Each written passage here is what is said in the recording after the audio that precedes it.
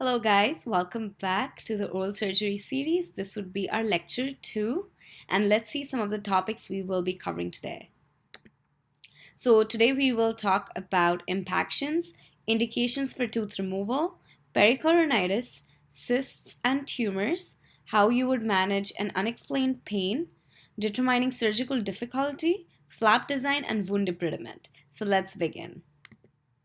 So let's start with impactions because this is a pretty highly tested topic, especially the order on how on like the order of the teeth, the most likelihood of them being impacted. So what is an impaction? So impacted tooth or impactions are basically teeth which fail to erupt into the dental arches. So they are not present where they should be, right? So it's usually within the usual range of expected time, um, but you would not see them